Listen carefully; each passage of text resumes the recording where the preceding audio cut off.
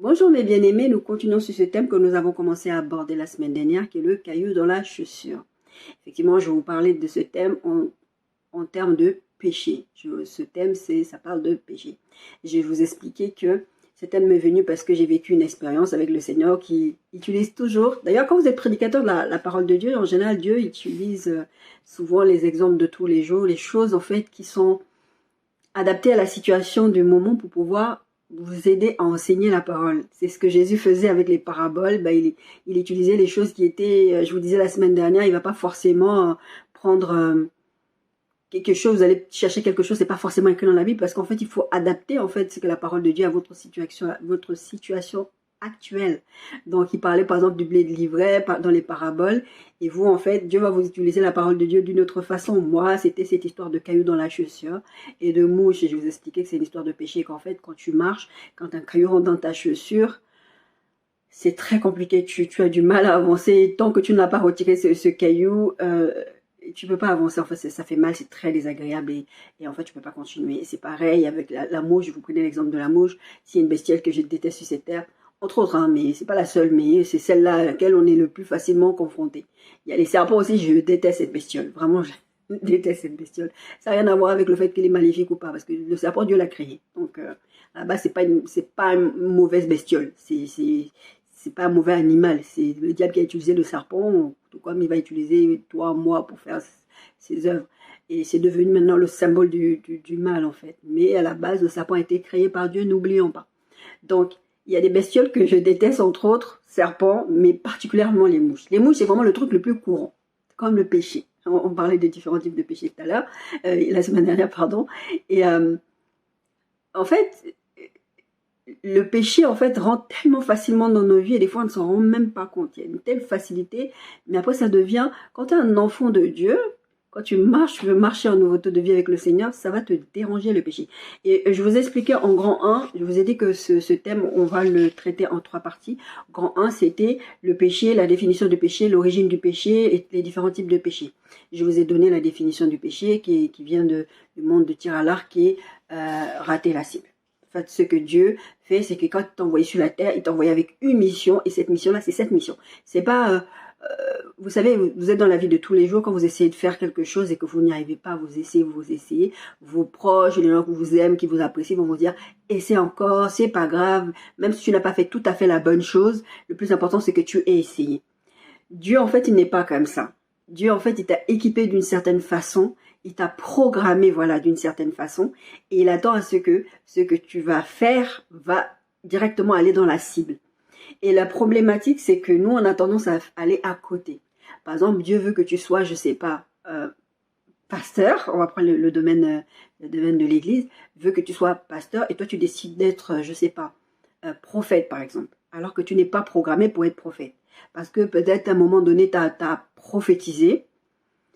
On n'est pas sur cet enseignement-là, mais sachez que ce n'est pas parce que tu prophétises, même si tu prophétises beaucoup et avec précision, que tu es prophète. C'est pas ça. C'est vraiment un appel différent.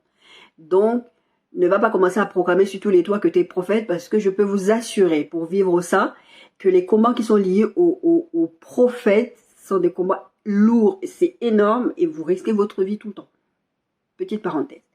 Et si toi, tu décides que non, je veux faire prophète, parce que tu décides que bon, ça fait mieux, ça fait joli, ou je ne sais pas pour quelle raison tu vas faire ça, et quelqu'un va te dire, mais le plus important, c'est que tu serves Dieu. Parce que c'est ce que les gens disent souvent au niveau de l'église, je prends l'exemple au niveau de l'église, le plus important, c'est que tu serves Dieu, la Bible dit, tout ce que ta main trouve à faire, fais-le. C'est pas ça. Dieu ne va pas refuser que tu serves dans l'église ou que tu fasses des choses, ou même, je sais pas, tu fais du babysitting, mais Dieu ne t'a pas programmé pour faire du babysitting. Dieu t'a programmé pour autre chose. Dieu t'a programmé pour être pasteur et toi, tu décides d'être prophète. Il y a des pasteurs qui sont prophètes.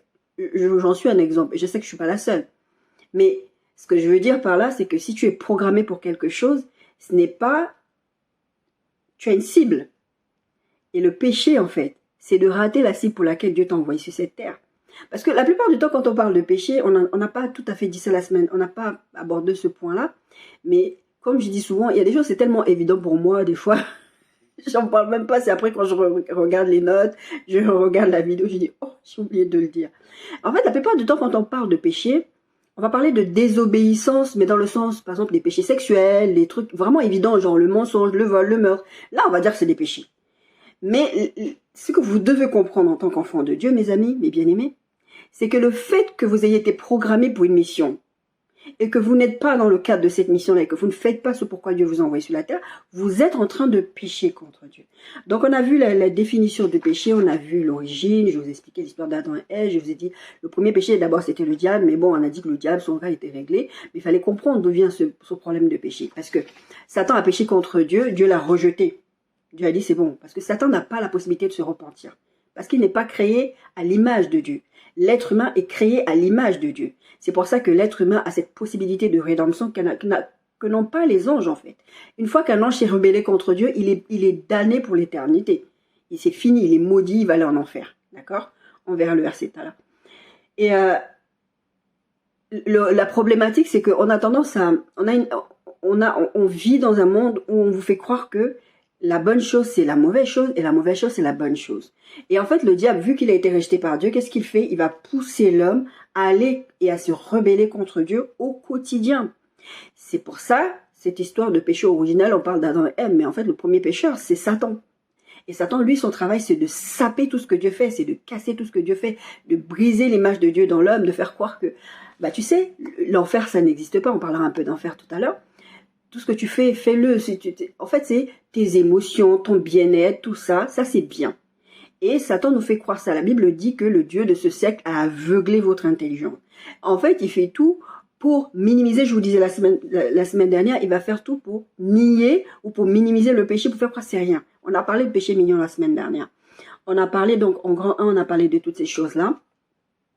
Et vraiment, ce qu'il faut retenir dans ce qu'on a vu la semaine dernière, c'est que Dieu ne veut pas que tu gagnes des points en tirant sur les abords extérieurs de la cible principale. Parce que dans le monde dans lequel on vit, comme je vous ai dit, vous allez marquer des petits points par-ci, par-là. Vous allez, ah, ça c'est bien, j'ai au moins fait ça, c'était bien. Mais non, Dieu veut que tu atteignes la cible principale. Dieu veut que tu fasses sa volonté. C'est pourquoi il t'a programmé pour venir sur la terre. Il faut comprendre aussi, je n'ai pas utilisé forcément ce mot de désobéissance quand je vous ai parlé des différents types de péchés. Mais quand je parle de rébellion, la désobéissance, c'est dedans. La Bible dit que Dieu prend plaisir à l'obéissance, non pas au sacrifice. Si vous désobéissez à Dieu, c'est ça qui va faire que vous allez être séparés de Dieu. C'est ça qui va faire que Dieu va être fâché. On verra après le truc de la croix. Mais sachez que la désobéissance, tout ça, en fait, tous ces types de péchés-là, c'est vraiment, ça couvre la désobéissance. C'est-à-dire que tu ne fais pas ce que Dieu te demande, en fait. Tu te rebelles contre Dieu, tu es fâché contre Dieu. Et je vous ai même pris cet exemple du fait de dire que Dieu ne m'aime pas. C'est un péché. C'est une forme de désobéissance.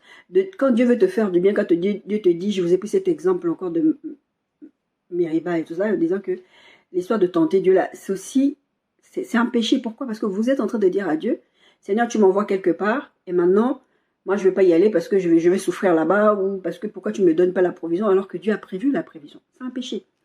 Vraiment, le problème du chrétien, c'est ça. C'est qu'il n'arrive pas à comprendre ce qui est péché. Et il faut comprendre aussi cette histoire, c'est que, je vous disais la semaine dernière, peut-être que je ne me suis pas bien exprimée, parce que des fois, quand je me réécoute, je me dis, oh là là, mon Dieu, tu n'as pas été assez précise. Il faut comprendre en fait que le péché, quand ce que vous considérez comme péché, c'est parce que vous considérez par rapport à vos propres valeurs humaines. Et encore une fois, comme je vous ai dit, et je vous l'aurais dit, les valeurs humaines sont inversées. Ce qui a été considéré comme mal avant est considéré comme bien maintenant. Donc, quand vous parlez de péché, si vos valeurs morales sont complètement biaisées par la société dans laquelle vous vivez, vous ne pouvez pas être pour Dieu.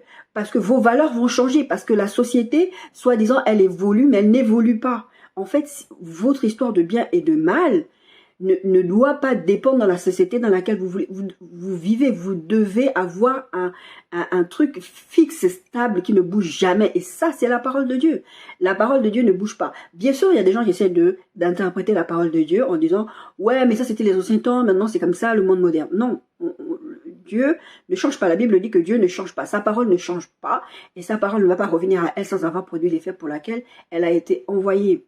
Et je me rappelle, en vous parlant de ça, je me rappelle qu'une fois, je discutais avec quelqu'un de très proche de moi.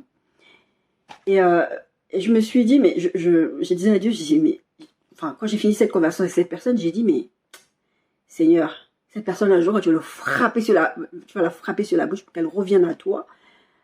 ça va être magnifique. Parce que de toutes les façons, tu dis que dans ta parole, que ta parole ne revient pas à toi sans avoir produit l'effet pour lequel elle a été envoyée. Le Seigneur m'a stoppé. Pas spécifiquement, le Seigneur n'était pas en train de me dire cette personne est perdue. Hein. Non, non, non, non, non. C'est pour m'expliquer ce concept biblique. Le Seigneur m'a dit ceci. Oui, ma parole ne revient pas avant d'avoir accompli l'œuvre pour laquelle je l'ai envoyée, c'est-à-dire pour la rédemption de celui qui accepte, mais aussi pour la malédiction de celui qui n'accepte pas. Donc, il ne faut pas que vous croyiez que la façon dont vous fonctionnez, vos valeurs, si elles ne sont pas calquées sur la parole de Dieu, si elles vont à l'encontre de la parole de Dieu, que Dieu va dire, bon, au moins il a essayé. Non. Les valeurs sont inversées. Je veux dire, aujourd'hui, l'unanimité, le consensus veut que un adulte, je vous ai pris l'exemple la semaine dernière, un adulte ne va pas avec un enfant. Je veux dire, le consensus veut que, mais il y a des pays où on accepte que des adultes épousent des enfants de 12 ans. Ça ne dérange pas, c'est leur culture, c'est comme ça. Donc, si vos valeurs sont dépendantes des sociétés dans lesquelles vous vivez, vous ne ferez jamais la bonne chose. Donc, quand on parle de péché, vous avez l'impression que Dieu est dur, Dieu est méchant. Mais Dieu est saint. Vous devez comprendre que Dieu est saint. Et sa sainteté fait qu'il doit sanctionner le péché. Si à un moment donné, vous allez contre ce que Dieu dit, il nous a donné un mot d'emploi qui est la Bible. Il nous explique que si vous allez contre ce que je vous dis, vous allez être sanctionné. Le problème, c'est qu'on ne veut pas être sanctionné. Et je vous prends régulièrement ces derniers temps cet exemple de mon prof de philo qui disait, quand vous êtes sanctionné, vous avez choisi d'être sanctionné. Sauf que l'être humain, on ne l'accepte pas. Parce qu'on se dit, ben non. Et c'est ce que je lui avais répondu à mon prof de philo. Je lui avais dit, ben non. Parce que si moi, par exemple, je décide de ne pas venir en cours, je vais être sanctionné. Je vais être sanctionné parce que je ne suis pas venu en cours. Je suis venu en retard ou n'importe quoi, mais je vais être sanctionné. Il dit oui, mais vous avez choisi d'être sanctionné. Pourquoi? Parce que vous avez décidé de ne pas venir en cours. Vous avez le choix de ne pas venir. Je dis mais non, j'ai pas le choix, puisque apparemment, si je décide de ne pas venir, je suis sanctionné. En quel moment j'ai le choix? Ça veut dire vous m'obligez à ne pas. Non.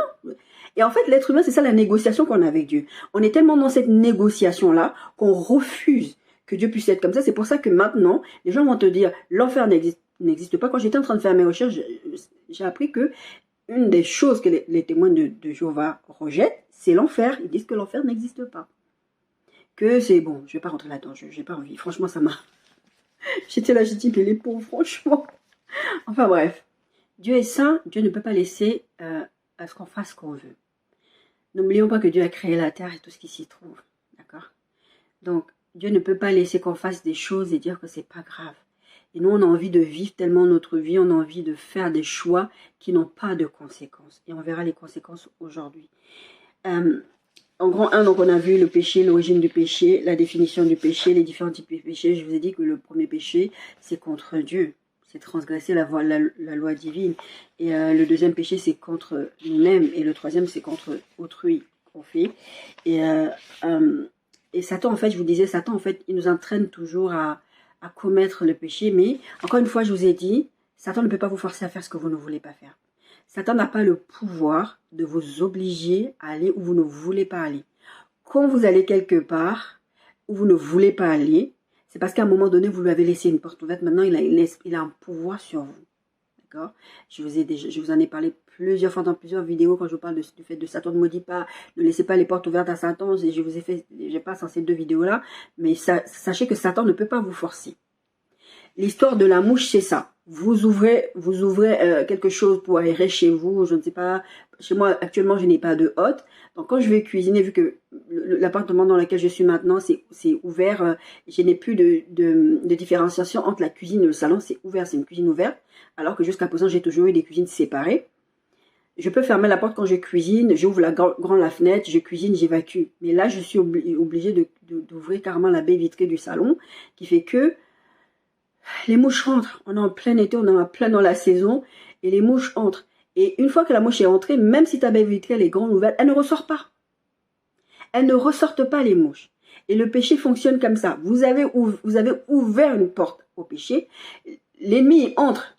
Et lui, il a un droit maintenant sur votre vie. C'est pour ça que je vous ai souvent dit dans toutes les vidéos, j'ai partagé beaucoup avec vous là, sur ce sujet, Satan n'a pas d'autorité dans votre vie. Satan n'a pas de pouvoir dans votre vie que celui que vous lui donnez. Et cette histoire de péché, c'est exactement ça. Satan ne veut pas te forcer à aller coucher en dehors du mariage. Satan ne veut pas te forcer à aller avorter. Satan ne veut pas... Satan il va te bombarder de pensées malsaines, par exemple. Mais tu peux chasser ces pensées. Jésus, je vous ai parlé la semaine dernière de pensées que Jésus il a dit que le péché commence dans les pensées. Quand je vous dis que vous avez l'impression que c'est rien. Mais Jésus, il dit dans les pensées. La Bible dit dans les pensées. Il y a d'autres versets de la Bible qui parlent de ça. Dans les pensées. Pour vous, les pensées, c'est rien. C'est dans votre tête, ça se passe. Mais la Bible dit, sachez-le, hein, la Bible dit qu'on va être jugé pour chaque pensée, chaque action. C'est pas que ce que vous faites ou que vous ne faites pas. C'est aussi ce que vous pensez. On a vu ça la semaine dernière. Donc, c'est important que vous en ayez conscience quand vous vivez tous les jours. Le but, c'est pas que vous viviez dans la peur. Le but, c'est que vous vivez dans la crainte de Dieu et que vous cherchez à vous consacrer tous les jours à Dieu. Ne laissez pas les portes ouvertes au diable parce que comme la mouche, il ne pourra pas ressortir. Les mouches, elles rentrent pour sortir là, c'est compliqué. Tu ouvres grand la fenêtre, tu ouvres grand la porte. Moi, j'ai des baies vitrées dans mon salon. Tu ouvres grand la baie vitrée, mais sors. Maintenant, la mouche, elle ne sait plus sortir. Parce que tu lui as laissé l'ouverture. Parce que tu lui as laissé... Le caillou, c'est pareil. Le caillou ne va pas sortir tout seul de ta chaussure. Là où j'habite actuellement, il y a la route où les voitures passent, mais il y a des gens, des fois, ils passent par là parce que c'est un peu compliqué parce qu'il y a un petit chemin un peu en contrebas, pardon. Et là, il y a beaucoup de cailloux. Il y a plein de cailloux. Ma fille, par exemple, elle n'aime pas passer sur ce chemin-là parce qu'à chaque fois, les cailloux rentrent dans ses cheveux, ça l'énerve. Moi, je n'aime pas passer sur la route. Donc, moi, je passe vraiment sur le chemin qui est prévu à cet effet-là. Et donc, forcément, je me retrouve sur les cailloux dans la chaussure, c'est pénible. Le seul moment où j'ai pas trop cette problématique, c'est quand je porte des chaussures ouvertes, des chaussures d'été, des choses comme ça. Ça rentre quand même, mais ça part plus vite parce que c'est ouvert.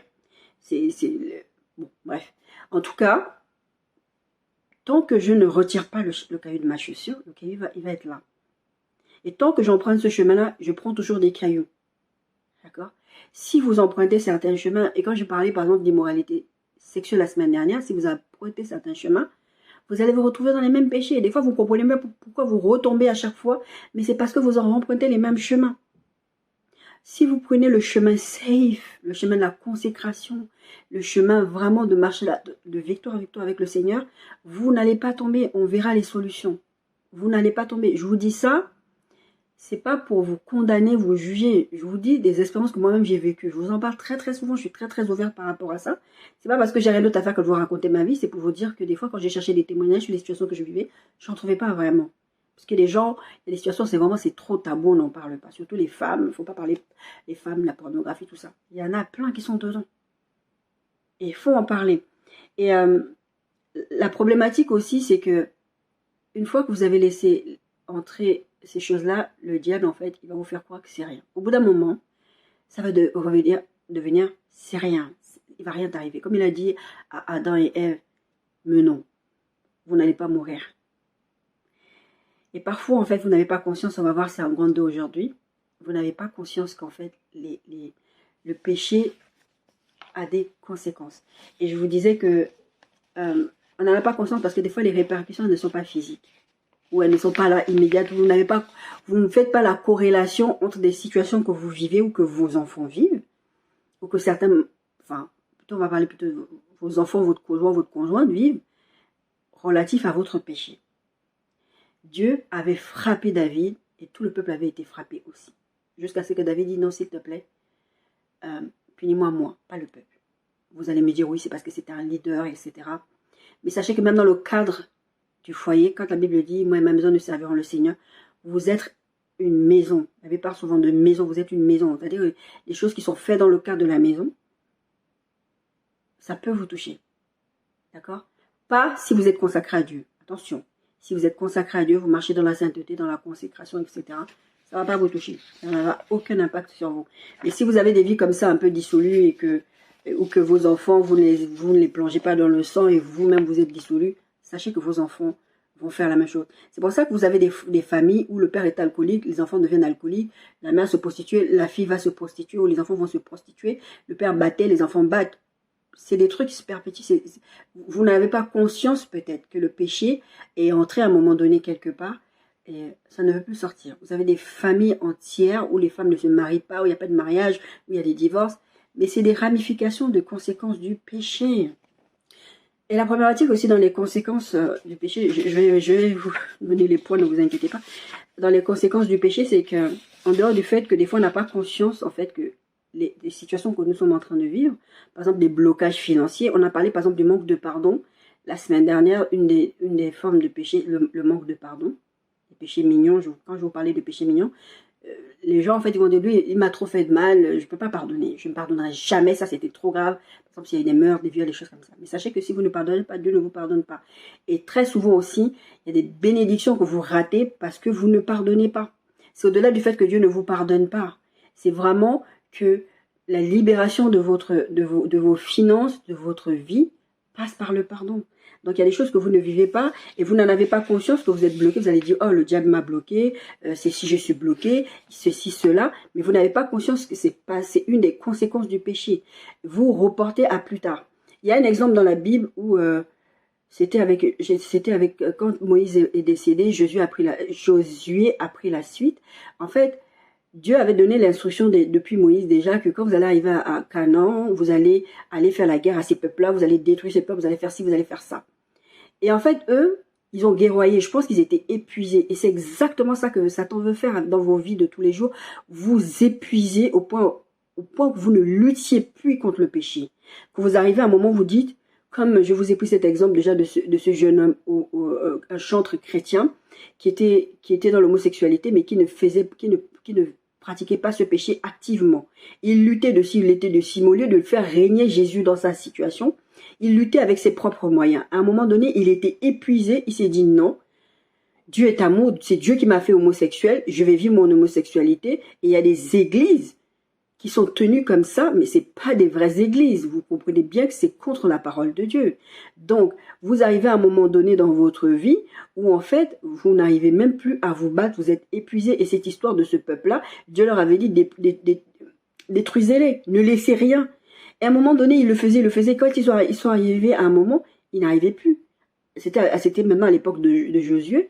Et la Bible va te dire plus tard, moi quand j'ai étudié, ça m'avait frappé parce que le Seigneur m'avait donné un message à préparer là-dessus. Et peut-être, je ne sais pas quand, j'ai tout plein de messages à partager avec vous. Et en fait, ils se sont retrouvés avec des problèmes plus tard, de l'idolâtrie, vraiment des déviances parce qu'à un moment donné, ils ne voulaient plus combattre ces peuples-là, ils les laissaient. Si vous n'enlevez pas le caillou dans la chaussure, si vous ne tuez pas la mouche, moi je tue les mouches, après je les jette par la fenêtre. Si vous ne tuez pas la mouche va venir, vous ne vous rendez même pas compte. Il va y avoir des conséquences, des fois des conséquences qui sont visibles.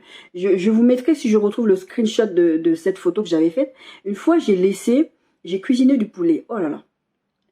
Pour ceux qui me connaissent, je le dis pas parce que je suis un but de moi-même. Je suis une excellente cuisinière, d'accord? J'ai cuisiné mon poulet, j'ai assaisonné mon poulet, j'ai étouffé, il était tout bon, il était là-bas sur la plaque chauffante. Comme on est en plein été, je l'ai laissé pour refroidir parce que moi, j'aime pas manger la nourriture quand c'est trop chaud. Mais j'ai oublié de couvrir. En général, en hiver, quand je couvre pas, ça pose pas de problème parce qu'il n'y a pas de mouche.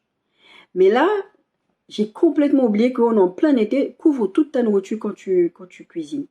J'ai pas couvert. Je suis arrivée, je sais plus 1 heure ou 2 heures après, j'ai trouvé des larves de mouches dans mon poulet. Je suis restée comme ça, j'ai vu ça, ça m'a dégoûtée. J'ai dit, bon, Nadia, c'est pas grave. Va laver le poulet, tu vas pas jeter la bouffe. Vu que j'avais vu les larves, j'ai pas pu, j'ai jeté. Vous allez vivre des conséquences compliquées parce que vous ne voulez pas vous débarrasser de quelque chose. Vous ne voulez pas faire l'effort de vivre dans la consécration, vivre dans la parole de Dieu. Vous ne voulez pas. Alors vous pensez que le plus important, c'est par exemple, j'ai ouvert la fenêtre, la mouche elle est sortie, mais la mouche elle va revenir. Quand Jésus parlait de démons qui partent et qui ramènent cette démon-là, elle va revenir la mouche. Parce que la mouche elle s'est rentrée, mais elle ne sait pas ressortir. Il faut la tuer, la mouche, qu'elle ne revienne pas. Au moins, vous êtes sûr que cette mouche-là, elle ne reviendra pas. Vous enlevez le caillou, vous êtes sûr que le caillou, là, ne rentrera pas. C'est votre travail, c'est votre part, on verra. C'est votre part. Dieu ne fera pas pour vous. Et le diable ne va pas venir vous aider. Je vous dis très souvent, le diable, c'est pas votre ami. Et pour revenir à cette histoire avec le peuple, avec Josué, à la fin, ils ont eu des graves problèmes avec ces gens-là. Parce que, et Dieu s'est fâché. Je vous avais dit de les détruire. Parce qu'ils allaient vous entraîner dans le mal. Quand Dieu te demande de ne pas aller... On va prendre par exemple l'exemple de l'immoralité sexuelle, parce que c'est l'exemple qu'on aime bien prendre, parce que c'est l'exemple le plus parlant. Quand Dieu te demande le péché dans la Bible, il ne dit pas résister au diable, il dit fuyez, c'est l'impudicité, c'est le seul. Parce que c'est le péché que tu commets contre ton corps qui est le temple du Saint-Esprit. Et c'est le péché en fait qui est le plus facile à commettre, mais qui entraîne des situations où vous n'arrivez pas. Je vous invite à aller regarder l'histoire d'Absalom dans la Bible. David, Absalom, les enfants de David, qu'est-ce qu'ils sont devenus? Un frère qui a violé sa petite sœur, parce que David, il est allé prendre la femme de quelqu'un d'autre, il a couché avec, il a fait un enfant avec, et l'enfant même finit par mourir, parce que Dieu était fâché, Dieu l'a fait mourir. Et maintenant, Dieu l'a maudit, et il se retrouve ses enfants, l'autre couche avec l'autre, il viole l'autre, et maintenant l'autre se fâche, il tue son frère, des trucs bizarres. Et quand je vous parle de conséquences de péché, c'est aussi ça. C'est des trucs qui vont arriver dans votre famille, vous ne faites pas le lien entre ce que vous avez fait et ce qui est en train d'arriver dans votre famille. Dieu vous demande de vous débarrasser des choses. Quand Dieu te dit de fermer les portes au diable, ferme les portes au diable. Ne joue pas avec le péché. Ne te dis pas que, ah là, le caillou me gêne. Moi, quand le caillou me gêne, comme je vous ai dit, je retire tout de suite. Je marche pas comme ça sur une distance en disant je vais le retirer quand je vais me retrouver que, bon, non. Parce que si tu ne retires pas le caillou va finir par te blesser, il va finir par avoir quelque chose, tu vas finir par avoir mal. Et après, tu vas boiter ou il va se passer quelque chose. Je vous dis, la mouche, si j'ai vu la mouche rentrer chez moi. Moi, je déteste faire la chasse aux mouches. La vérité, c'est ma fille qui fait la chasse aux mouches. Ma fille, elle est partie là quelques jours. Je suis obligée moi-même de chasser les mouches. Après, je me suis dit, mais Nadia, pourquoi tu embêtes ta fille quand elle est là? Fais-le toi-même. Chasse toi-même les mouches. J'ai commencé à faire la chasse aux mouches moi-même. Parce que c'est comme ça, oh, pasteur, prie pour moi, pasteur, nanana, moi j'ai ça. Je n'arrive pas à me sortir. Commencez par vous-même. Pour aborder ce grand 2 sur les conséquences du péché, vous devez comprendre une chose. Ce que je suis en train de dire là, ça ne doit pas vous abattre. Vous ne devez pas, on va voir plus tard, mais vous ne devez pas vous sentir mal par rapport à ça. Vous devez comprendre que Dieu est bon, mais Dieu est juste et Dieu est saint. D'accord? Dieu ne prend pas plaisir à vous sanctionner. Quand Dieu vous sanctionne, il ne prend pas plaisir à vous sanctionner. Je vous ai donné l'exemple la semaine dernière par rapport à ma fille. La première fois que je l'ai mis une fessée, j'ai pleuré. J'ai pas fait devant elle, mais j'ai pleuré. D'accord? La Bible dit, il y a un verset qui dit, c'est pas dans ce contexte-là, mais Jésus, en fait, il a pleuré. Et la Bible dit, Jésus pleura. C'est le plus petit verset de la Bible. Jésus pleura. Pourquoi Jésus a pleuré? Une fois, le Seigneur m'a expliqué ça. Je ne sais plus pourquoi je lui ai posé la question. Mais pourquoi Jésus a pleuré? Parce que les gens croyaient que Jésus pleurait parce qu'il était triste de la mort de Lazare. Parce que Lazare est décédé, tout ça. Donc Jésus, je crois que c'était cette partie. Il me semble... ouais, il me semble. Dieu ne prend pas plaisir à nous sanctionner. La preuve que Dieu ne prend pas plaisir à nous sanctionner, c'est que Dieu use de patience. La Bible dit, il y a plusieurs versets qui parlent de ça. Je vous en ai parlé ces derniers temps. Dieu use de patience envers nous pour que nous arrivions tous au salut, en fait. Et quand vous lisez de Genèse à l'Apocalypse, vous allez voir que Dieu va tout faire pour sauver l'humanité. Dieu va tout faire jusqu'à la fin. C'est cette histoire de des témoins. Il va y avoir... 1000 ans vont passer encore et il y aura l'enlèvement avant, les chrétiens, l'église va être enlevée, après il va y avoir des batailles, après il y aura 1000 ans encore, les gens vont se remettre encore à pécher, à oublier que Dieu était là et qu'il y a eu l'enlèvement, ils vont recommencer, mais jusqu'au bout. L'amour de Dieu veut que Dieu va vouloir sauver un maximum de gens jusqu'au bout. Mais ce n'est pas la décision de Dieu de vous sauver, de vous punir, de vous sanctionner. C'est votre décision. Quand je vous prends cet exemple de mon prof de philo, c'est votre décision. Au cas où vous ne l'aurez pas encore compris, on est dans le grand 2, les conséquences du péché. Genèse 3, 7 à 19. C'est vraiment l'histoire de... On a parlé de péché originel, et là, c'est vraiment les conséquences du péché originel. Je ne vais pas lire parce que c'est très très long, et qu'il y a... 7 à 19, c'est long, et je ne vais pas trop lire. Mais sachez que le fait que l'être humain a péché contre Dieu, Dieu a sanctionné. Je vais vous lire quelques textes. Verset 9, mais l'Éternel appelait l'homme et lui dit, où es-tu? Il répondit, j'ai entendu ta voix dans le jardin, j'ai eu peur parce que je suis nu, je me suis caché. L'Éternel lui dit, qui t'a appris que tu es nu? Est-ce que tu as mangé de l'arbre dont je t'avais défendu de manger? L'homme répondit, la femme que tu as mise auprès de moi m'a donné l'arbre et j'en ai mangé. L'Éternel dit à la femme, pourquoi as-tu fait cela? La femme répondit, le serpent m'a séduite et j'en ai mangé. Elle n'a pas tort, la femme. Le serpent ne l'a pas séduite. Mais comme je vous ai dit, vous n'êtes pas obligé de céder au péché. D'accord? Vous ne devez pas vous mettre dans les conditions pour pécher. Petite parenthèse, je vais revenir dessus. Quand vous avez une problématique, par exemple, avec le péché sexuel, l'immoralité sexuelle, vous savez que Dieu ne veut pas que vous ayez des rapports en dehors du mariage. Mais par exemple, vous allez avoir des conversations à caractère sexuel. Vous allez avoir des pensées à caractère sexuel. Quand je vous parlais la semaine dernière de masturbation, je vous disais, moi ça fait des années que je prie pour ça parce que je sais que c'est un enseignement que je dois donner. Mais j'ai dit au Seigneur, Seigneur, donne-moi l'enseignement sur la masturbation. Parce que moi, je ne peux pas me permettre d'aller sur... Au moment, parce que je ne savais pas que j'allais aller sur les réseaux sociaux, mais quand j'en parlais avec Dieu, c'était vraiment, donne-moi des versets, donne-moi quelque chose pour que je puisse enseigner là-dessus. Parce que si moi, je comprends ce que je comprends de la parole de Dieu par rapport à la masturbation, pour moi, la masturbation en elle-même, elle n'est pas un péché. Pour moi, ce n'est pas de l'immoralité sexuelle. Mais ce qui est l'immoralité sexuelle, c'est parce que tu vas fantasmer, tu vas créer des images dans ta tête. Parce que quasiment pas, tu peux te masturber sans créer un fantasme dans ta tête. Et je vous ai donné le verset la semaine dernière, c'est ça en fait qui va devenir péché. Parce que sinon, quelqu'un, vous savez très bien, que ce soit les femmes, nous qu'on est en pleine ovulation, que ce soit les hommes, des fois ils se réveillent le matin, ils ont éjaculé parce qu'ils ont pris, voilà, c'est mécanique. Dieu ne peut pas te condamner pour ça. Mais ça peut être considéré comme de la masturbation parce que dans ton sommeil, parce que des fois même physiquement, tu as besoin juste de décharger. Excusez-moi, on n'est pas avec des enfants ici normalement.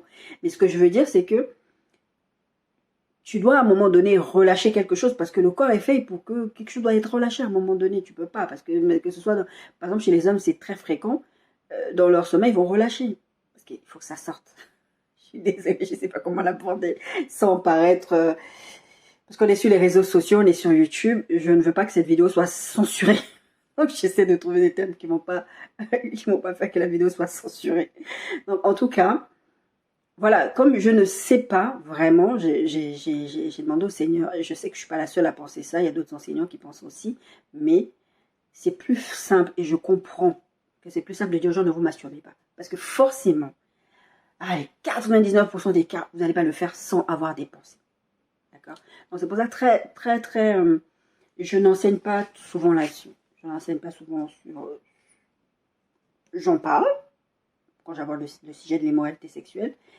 Mais voilà, j'ai demandé au Seigneur de me donner des trucs vraiment précis là-dessus. Et pour l'instant, alors soit je donne vraiment ce qu'il est d'accord avec ce que je dis. Et dans ce cas-là, c'est pour ça qu'il ne me dit rien. Soit je ne sais pas. Ouais. Donc, le serpent a séduit. Le serpent va vous amener à faire des choses en vous séduisant. En vous disant, mais non. Tu vois là, il n'y aura pas de conséquences. C'est ça en fait. Quand on est en train de parler des conséquences, il n'y aura pas de conséquences. Tu peux faire ça, tu peux aller dans cette direction-là, il n'y aura rien. Bah, Dieu a dit que tu vas mourir, tu ne mourras pas. Donc du coup, vous avez l'impression que j'ai avorté, j'ai fait ceci, personne ne sait rien, j'ai vécu ce que j'ai voulu vivre. On a tout un tas de témoignages de gens qui se sont mariés. Moi, j'ai vu, c'était l'année dernière ou il y a 2 ans, j'avais regardé un couple sud-africain qui témoignait, qui disait que eux, en fait, ils avaient pris la décision, ils sont connus dans l'église, ils avaient pris la décision qu'ils n'allaient pas pécher contre Dieu, ils n'allaient pas avoir de rapport, etc., etc. Mais qu'à un moment donné, ils ont craqué. Ils ont craqué, mais ils ne l'ont jamais dit. Et les gens, le jour de leur mariage, des témoignages, ils n'ont jamais stoppé les gens. Après, je peux comprendre que Dieu ne stoppe pas les gens. Ils n'ont jamais stoppé les gens en disant, en fait, non, on ne s'est pas marié pur. Parce qu'on veut faire croire qu'on est saint, qu'on est consacré. Moi, je bénis le Seigneur, parce que, encore une fois, ce n'est pas pour vous juger et vous dire que moi, je suis meilleure que vous. C'est le travail que le Seigneur fait avec vous. Probablement parce que j'enseigne sa parole, je ne sais pas. Mais en tout cas, comment je pêche? Je le dis. La première chose que je fais quand j'ai fini d'avoir un rapport, quand j'ai finissé d'avoir un rapport, c'était d'appeler mes soldes. Parce que je savais que je n'étais pas bien. D'abord, je n'étais pas bien de l'avoir fait. Et je le disais.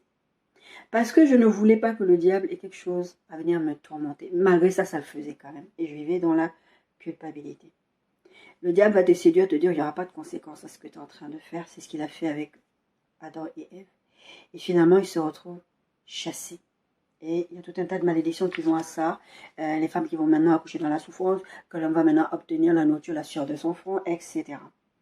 Romains 3, 23 dit « Car tous ont péché et sont privés de la gloire de Dieu. » La gloire de Dieu, quand on parle souvent de la gloire de Dieu, c'est la présence de Dieu. Et effectivement, il y a une séparation à partir de ce péché originel. Il y a une séparation qui se fait entre Dieu et l'être humain. Maintenant, l'être humain n'a plus n'a plus cette possibilité de s'approcher de Dieu aussi facilement. Il va falloir cette histoire plus tard, après les histoires de la loi, il va falloir qu'il y ait des sacrifices, des victimes expiatoires, des choses comme ça. Et même ça, Dieu n'était pas satisfait parce que ce n'était pas des sacrifices parfaits.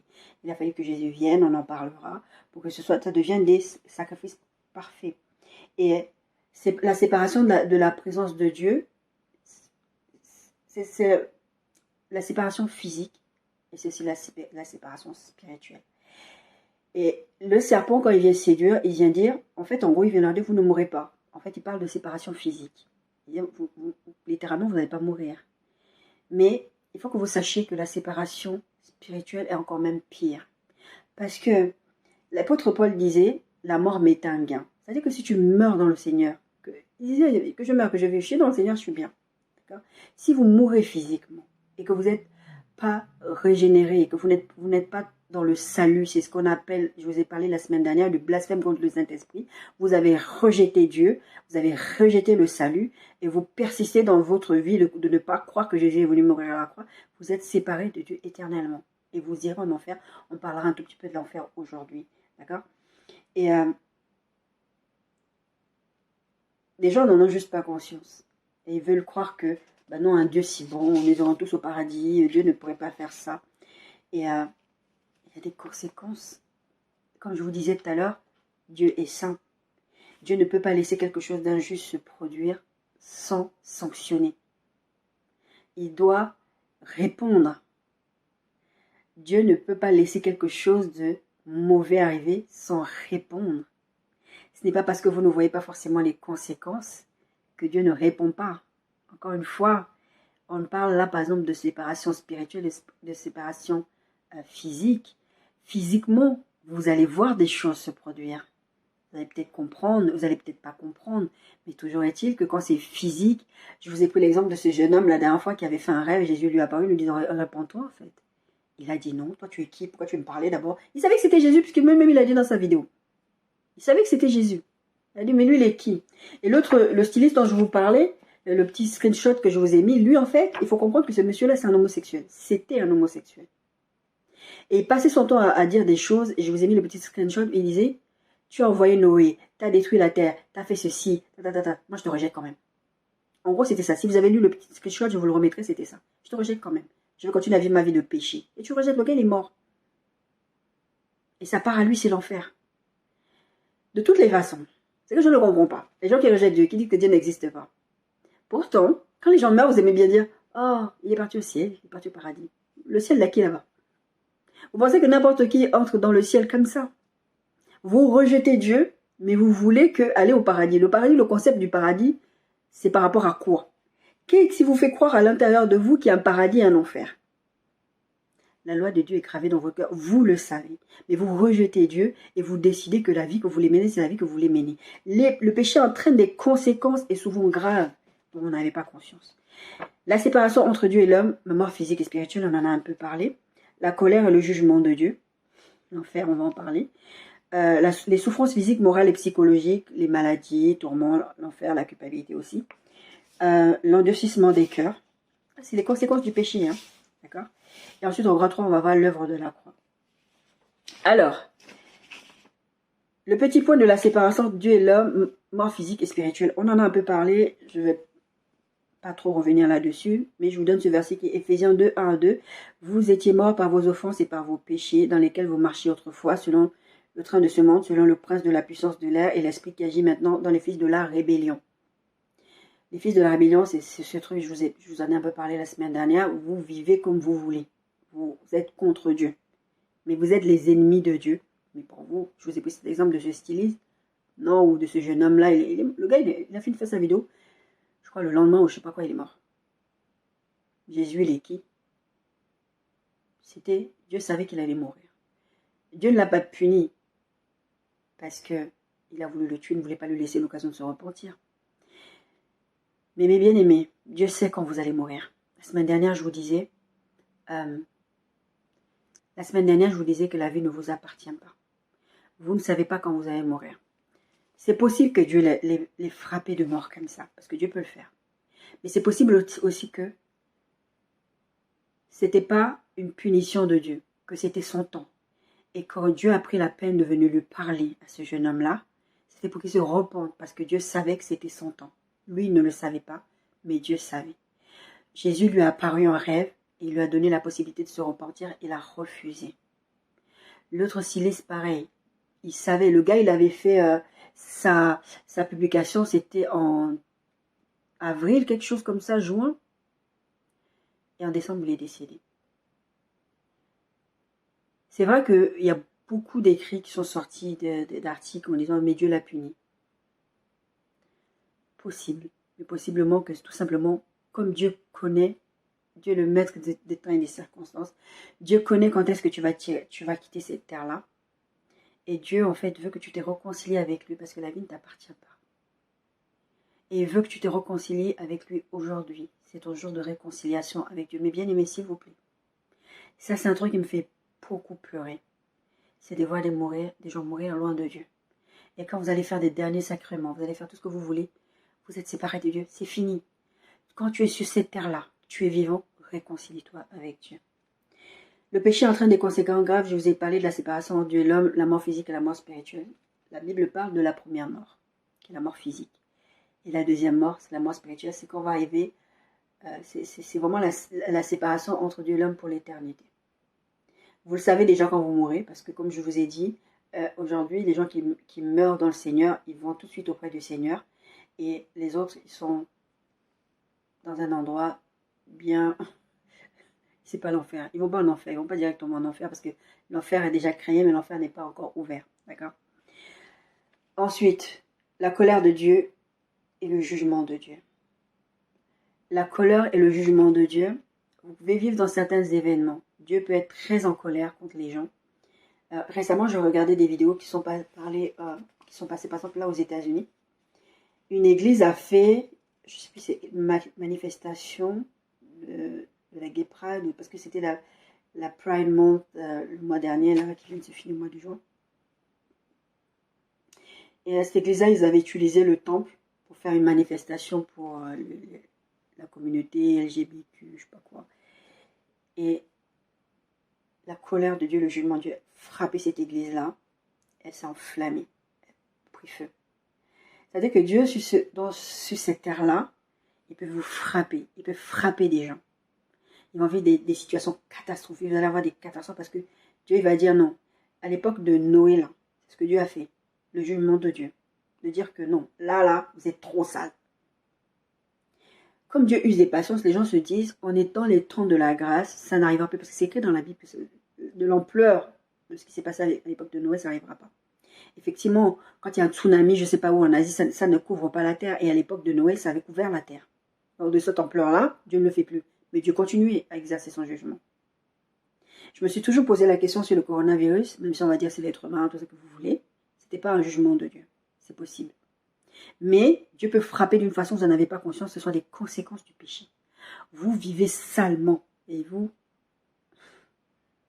chopez des trucs, des maladies, ou je ne sais pas quoi. On va dire oui, mais tu sais...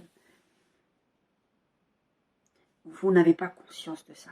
Vous allez avoir le jugement de Dieu. Il y a des gens, par exemple, ils trompent leur femme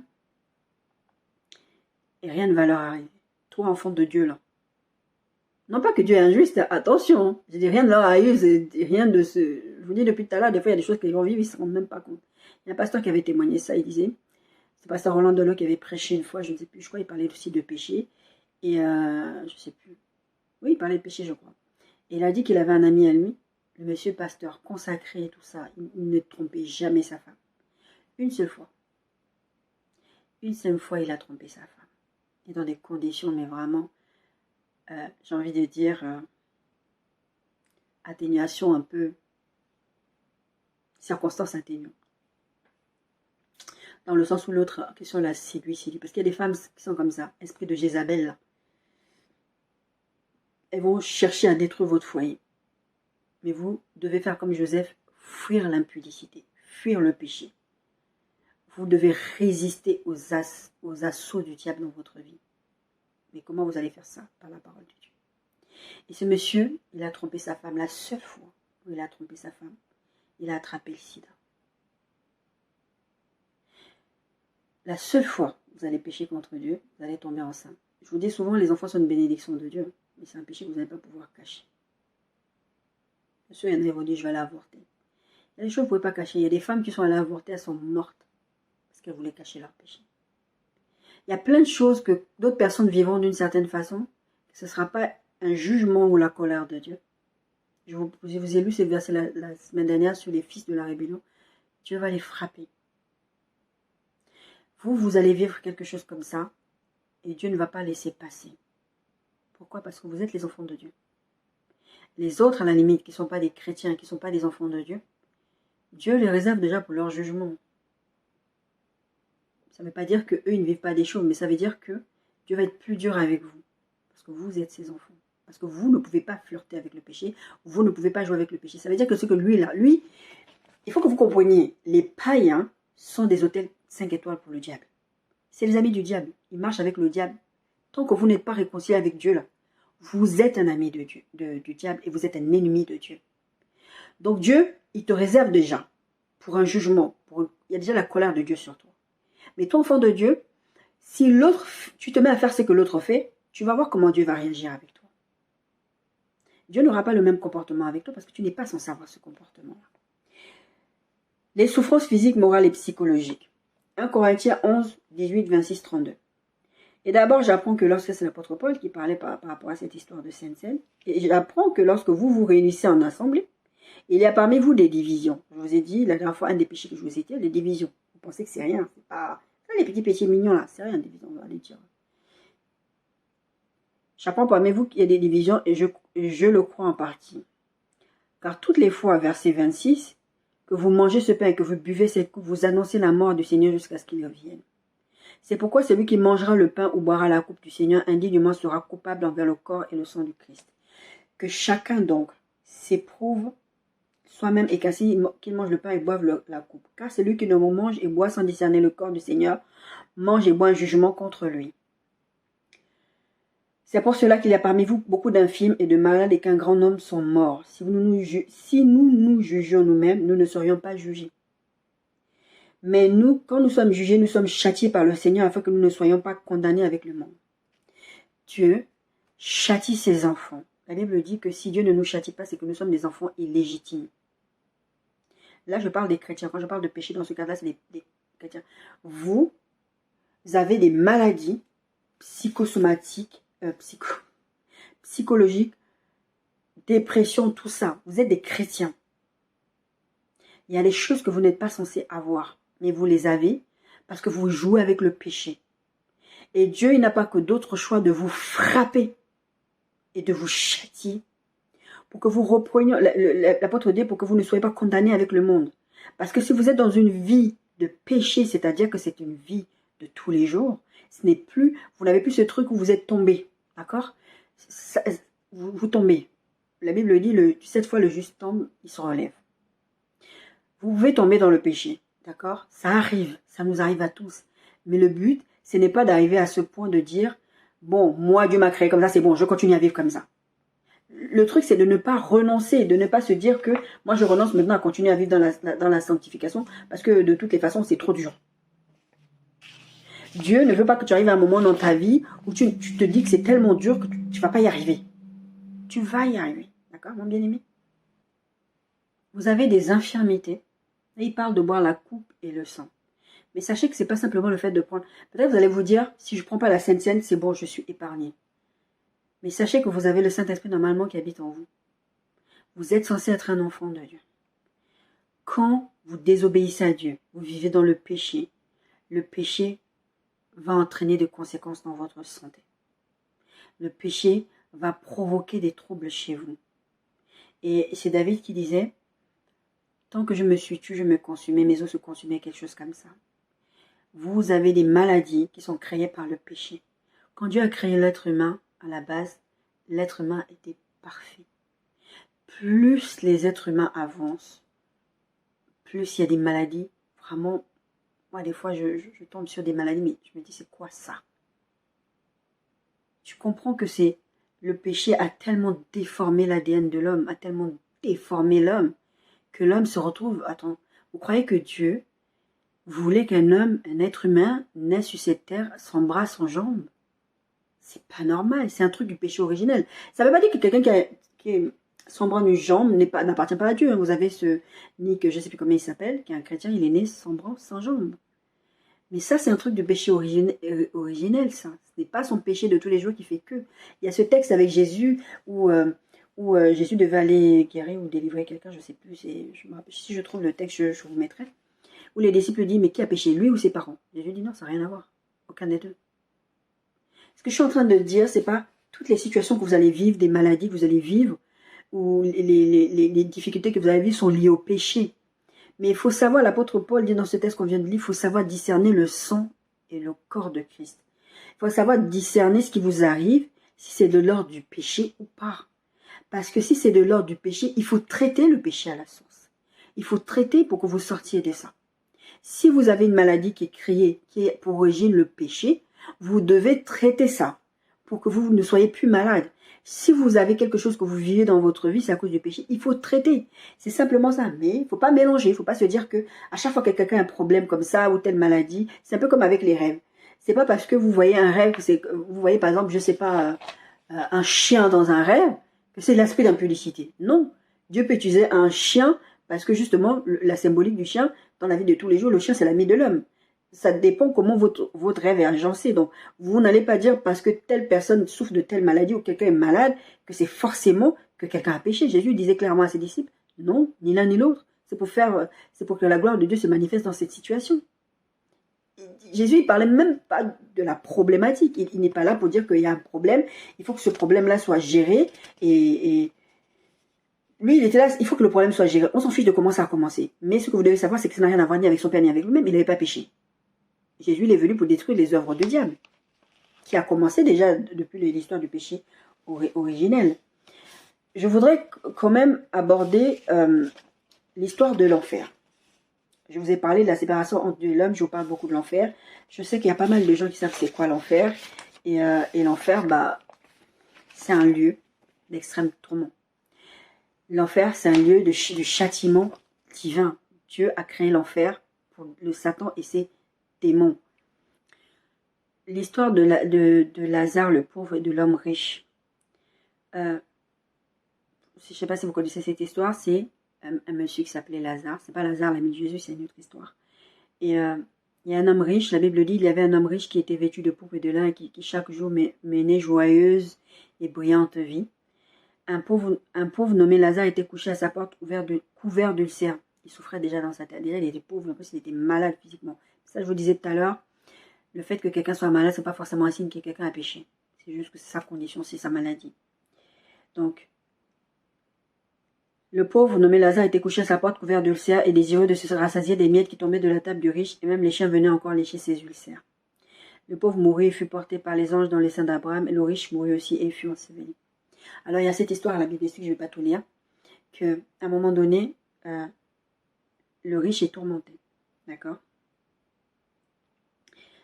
Dans le séjour des morts, il leva les yeux, et tandis qu'il était en proie au tourment, il vit de loin Abraham et Lazare dans son sein. Parce qu'à l'époque, je vous ai dit, à l'époque, quand les gens qui étaient à Dieu mouraient, ils allaient dans ce qu'on appelle le sein d'Abraham. C'est là-bas qu'il est resté. Maintenant, c'est plus ça. C'est pour ça que Jésus, quand il est parti, avant de revenir sur la terre, de ressusciter, il est parti aux enfers, il a pris la clé de la mort, il a pris la clé de l'enfer, il a dit, c'est bon. En fait, il a fait ça et il est aussi parti dans le sein d'Abraham, il est allé les prêcher, dire, voilà, vous êtes morts, vous ne savez pas, c'était l'homme des choses à venir, vous ne savez pas que, voilà, mais vous avez cru en Dieu, vous avez fait confiance à Dieu, maintenant, voilà, sachez que voilà votre récompense, vous allez aller au ciel, etc. Il a fait ça, et du coup, il les a pris, il les a enlevés de là, parce qu'il y avait en fait ce truc où il se voyait, donc ceux qui devaient aller en enfer et ceux qui devaient aller au ciel après, ils se voyaient, mais il y avait une séparation entre eux, mais ils se voyaient. Mais maintenant, les gens quand le voile est déchiré, quand Jésus est ressuscité, les gens qui meurent maintenant dans le Seigneur, ils ne vont plus il n'y a plus de sein d'Abraham. Ils vont directement au paradis, ils vont directement auprès du Seigneur. Donc, le riche, il s'écrie, aie pitié de moi et envoie-moi Lazare pour qu'il trempe le bout de son doigt dans l'eau et me rafraîchisse la langue, car je souffre cruellement dans cette flamme. Vous avez des flammes. La Bible parle de la géhenne, des flammes. Vous êtes dans le feu qui ne vous... Parce que si vous brûlez, on vous consume, on vous réduit ensemble, vous n'existez plus. C'est ce que les témoins de Jéhovah disent. Une fois que tu es mort, c'est mort, c'est fini, il n'y a plus rien. Donc ça devient la facilité. Il y a beaucoup de religions qui sont comme ça. Tu meurs, c'est fini. Après, il n'y a plus rien. Donc il n'y a plus rien à faire, d'accord? Donc lui, il est là, il explique que, enfin, la Bible explique que il a soif. En fait, l'enfer, c'est ça. Cet endroit-là qui n'était même pas encore l'enfer, c'était, il souffrait déjà. Ça veut dire que son châtiment a commencé même avant qu'il soit jeté dans le feu de l'enfer, de la géhenne. Il a soif. Il est brûlé tout le temps, mais il n'est pas consumé. Il brûle, il y a des vers, la Bible parle dans Matthieu 25, 41, des pleurs et des grincements dedans. C'est un endroit d'extrême souffrance, de châtiment permanent et éternel. Vous dites-vous bien que quand Dieu a créé l'homme, il a créé éternel.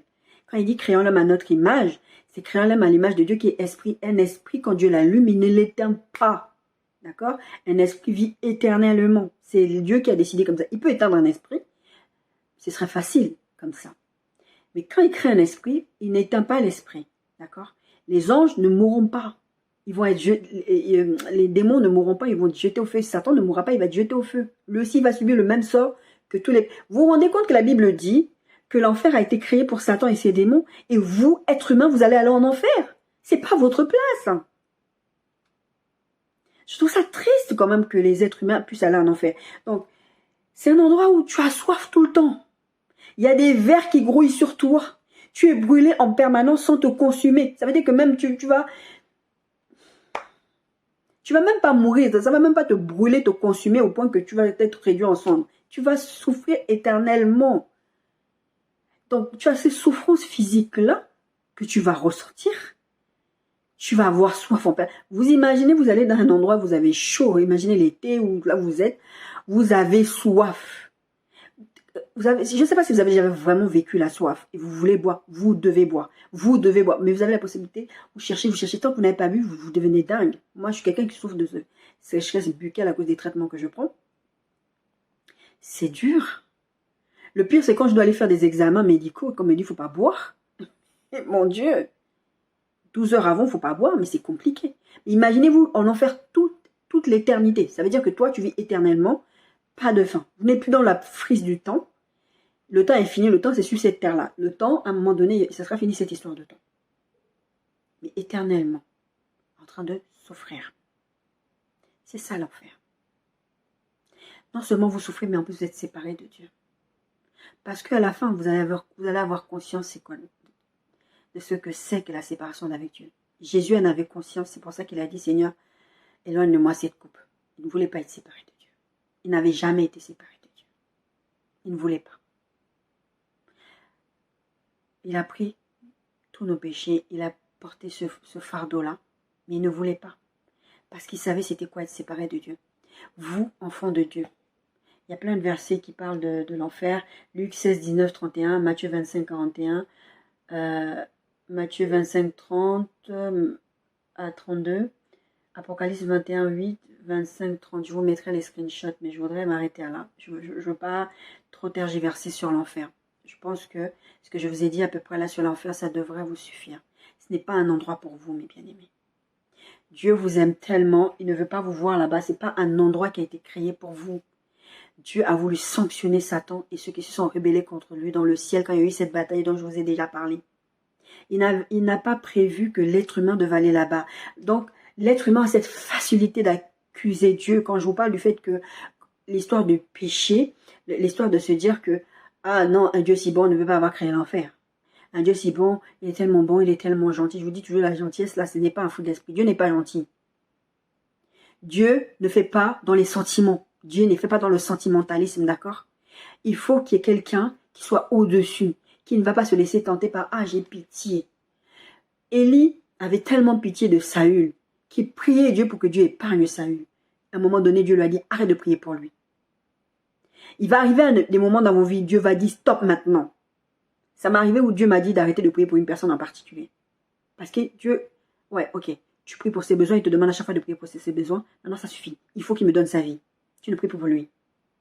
En tout cas, plus pour ses besoins, mais pour son salut. Il faut que quelqu'un, à un moment donné, soit juste, soit saint. Et Dieu est Dieu. Dieu est souverain. Vous ne pouvez pas croire que vous allez vivre vos vies comme vous voulez et que Dieu ne va jamais réagir. Dieu n'est pas dans le sentimentalisme. Comme je vous prenais l'exemple de Élie, Élie priait.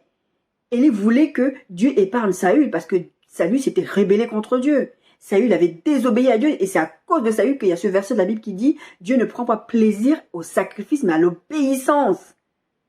Dieu veut que tu ne rates pas la cible. Dieu ne veut pas que tu marches avec des cailloux et des mouches dans ton quotidien. Et après, tu vas dire, oh, Dieu est méchant, l'enfer, Dieu m'a frappé, Dieu m'a fait. Mais non. Si tu as un fils légitime, Dieu va te châtier pour que justement ton corps va souffrir, mais que ton âme soit épargnée. Et la Bible dit, craignez celui qui peut détruire votre âme. Pas celui qui peut détruire ton corps. Satan peut te tourmenter, peut te créer des maladies, tout ça, tout ça. Bon, Dieu t'a donné une autorité. Mais même si tu n'arrives pas, pour raison X ou Y, à te débarrasser d'une maladie, à te débarrasser d'une problématique comme ça qui te pourrit la vie. Regardez l'histoire de l'apôtre Paul, il disait, j'ai prié 3 fois. Dieu a dit, ma grâce te suffit.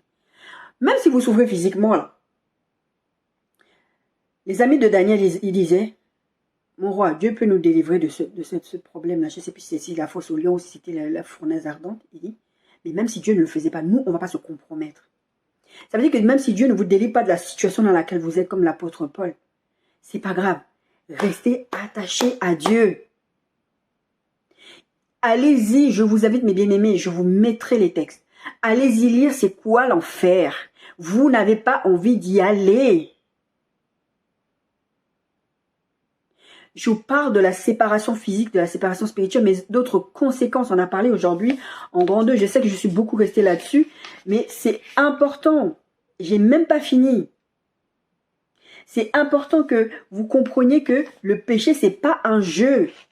Joseph a enlevé sa tunique. Il a dit, je ne veux pas pécher contre mon Dieu ni contre mon maître. Il est parti, il a laissé sa tunique. Le seul truc qui le rattachait à son père. Parce qu'il ne voulait pas pécher. Vous souffrez physiquement, émotionnellement, tout. Moi, je vous dis, quand je commettais l'impudicité, j'y suis arrivée à un moment donné où je l'ai tellement commis. En tant qu'enfant de Dieu, en tant que prédicateur de la parole, que j'ai voulu mettre fin à mes jours. Je ne pouvais plus. J'ai dit, c'est bon. C'est bon, j'arrête. Tout ça là, c'est trop. Je ne peux pas. Je ne peux pas continuer à pécher contre Dieu et croire que ça va bien se passer. Ça ne se peut pas. Je ne veux pas. Je ne voulais pas. Et j'étais tellement en souffrance. Je ne pouvais pas. Le caillou dans la chaussure doit vous déranger. On va continuer la semaine prochaine sur les conséquences du péché. Il faut vraiment... Je pense qu'il faut prêcher sur ce genre de choses-là. Il faut le dire. Il faut prendre le temps là-dessus. Je peux venir vous dire là, les conséquences, le péché a des conséquences graves. Il y a bon la séparation de Dieu et après il y a les souffrances et puis je m'arrête là. Mais je fais exprès de rentrer dans les détails pour que vous compreniez que des fois il y a des choses dans vos vies que vous vivez là. Je vous ai pris l'exemple de David, le roi David. Il est allé coucher avec la femme de Uri le Hittite. Il a voulu faire croire que c'est Uri le Hittite qui avait mis enceinte sa femme. Il a tout fait pour qu'il aille coucher avec sa femme. Et quand il a vu que ça n'a pas fonctionné, il a fait tuer le type. Et les conséquences sur lui et sur ses enfants. Vous vivez des choses dans vos vies, vous ne savez pas que c'est parce que, à un moment donné, vous avez désobéi à Dieu. Je parle de péché sexuel, mais il y a d'autres péchés, des choses que vous pensez dans votre tête. L'hypocrisie. Jean-Baptiste, même Jésus disait, race de vipères. Vous êtes des hypocrites, vous montrez un visage aux gens, mais à l'intérieur de vous, c'est pas ça. C'est un péché. Et ça a des conséquences et vous ne vous rendez même pas compte. On verra la semaine prochaine cette histoire d'endurcissement de cœur. Mais bien aimé, c'est un sujet qui me tient à cœur. C'est un sujet que le Seigneur veut que je partage depuis longtemps et que j'avais déjà partagé il y a quelques années en arrière. C'est important pour Dieu. Dieu veut vous faire du bien. Dieu veut que vous soyez heureux, que vous soyez épanouis dans vos vies. Dieu ne veut pas vous châtier. Mais si Dieu doit vous châtier, acceptez votre châtiment. Parce que c'est pour votre propre bonheur et pour votre propre équilibre et pour votre éternité aussi. Là, je suis en train de vous parler, je suis à 2 doigts de pleurer. Parce que c'est quelque chose qui me fait mal. Ça fait partie sûrement de mon appel. Je suis en train de lutter contre l'émotion qui est en train de monter. Mais bien aimé, ça me fait mal quand quelqu'un quitte cette terre et qui n'est pas réconcilié avec Dieu. Ça me fait mal de voir que les chrétiens n'ont pas conscience de ce que c'est que le péché. Je voulais pas pleurer, je suis désolée, mais s'il vous plaît, réconciliez-vous avec Dieu, s'il vous plaît. Vivez en nouveauté de vie avec Dieu. Dieu vous aime tellement. Vous devez comprendre que Dieu vous aime tellement. Des fois, quand Dieu me montre les choses, quand Dieu m'a montré l'enlèvement, de me dire que tant de chrétiens ne seront pas enlevés parce qu'ils ont choisi de vivre une vie qu'ils voulaient. Ils ont raté la cible et croient qu'ils sont chrétiens. Beaucoup d'entre nous, beaucoup d'entre vous, vous vivez des vies de péché et vous croyez que vous appartenez à Dieu et vous n'appartenez pas à Dieu. S'il vous plaît, réglez-vous avec Dieu. C'est pas très joli comme ça, mais je suis pas là pour montrer que je suis jolie, je suis bien maquillée, tout ça, je m'en fiche. C'est votre éternité dont il s'agit là. C'est votre vie. S'il vous plaît, réglez votre vie aujourd'hui. Parce que votre vie ne vous appartient pas. Vous ne savez pas si demain vous allez vous réveiller. Vous ne savez pas si demain vous avez la possibilité de changer les choses. Ne vivez pas comme des hypocrites, à vouloir vous montrer dans l'église que vous êtes des bonnes personnes. Et moi, je connais des gens comme ça, que Dieu m'a mis le fardeau à cœur de prier depuis des années. Des fois, j'en ai tellement marre, je suis tellement fatiguée. J'ai dit, Seigneur, il faut que ça change. C'est des gens qui vont à l'église, qui sont responsables dans les églises, qui servent à l'église, mais qui sont tellement loin de Dieu et qui n'ont même pas conscience qu'ils sont loin de Dieu. Vous ne pouvez pas vivre comme ça. Si vous avez un caillou dans la chaussure, enlevez-le. Parce que votre cœur va devenir endurci à un moment donné et vous n'allez même plus vous rendre compte que vous êtes dans le mal. Parce que vous croyez que quand vous allez à l'église, vous donnez votre dîme, vous chantez Dieu, vous chantez les louanges, vous faites des réunions à la maison, vous croyez que vous êtes des chrétiens, mais vous êtes tellement éloignés de Dieu. Samson a dit, je vais faire comme encore la fois d'avant. Et Samson a été attrapé. Il ne savait plus que l'Esprit de Dieu s'était éloigné de vous. Il y a des gens, vous avez besoin de vous reconvertir. Vous n'êtes plus au Seigneur, vous ne le savez pas. Parce que vous allez à l'église, parce que vous vivez vos vies. Et demain, si vous mourrez cette nuit-là, vous allez droit billet aller simple pour l'enfer. Et le Seigneur va venir te dire demain après-demain, merci pour ton bénévolat de ce que tu as fait à l'église. C'était que du bénévolat. Ça n'a même pas payé ce que tu as fait. Parce qu'un jour, tu as donné ta vie à Christ et puis tu as lâché, tu ne savais même pas. Parce que le Saint-Esprit, parce que c'est pas comme ça que ça arrive. Hein. Samson, il savait très bien. Le Seigneur ne se retire pas comme ça. Hein. Le Seigneur vous prévient, vous continuez. Et vous allez mourir. Et demain, moi, je vais être au ciel. Je vais dire, Seigneur, telle personne est où? Telle personne. Elle n'est pas là. Je vais demander au Seigneur dans mon rêve, là, sur l'enlèvement. Ils sont où les chrétiens que j'ai vus dans les églises sur la terre? Il m'a dit, mais je t'ai dit que je n'y étais pas. Je voulais pas déjà pleurer. Je suis désolée. C'est important qu'on traite ce sujet. C'est important qu'on enlève le caillou dans la chaussure. C'est important que vous puissiez vivre votre vie selon ce que Dieu attend de vous. On va parler de bénédiction, on va parler de Dieu qui veut nous faire du bien. Il y a beaucoup de choses que Dieu m'a dit sur vous, pour vous dire à vous. Et ça va vous faire énormément de bien. Je sais que des sujets comme celui-ci ne sont pas des sujets faciles. Ce n'est pas un sujet facile pour moi non plus. Parce que j'aimerais bien être là à prophétiser, à dire du bien, à faire du bien. Mais ça, c'est aussi vous faire du bien. Retirez le caillou dans la chaussure. Tuez la mouche. Sinon, elle va vous détruire. Soyez bénis.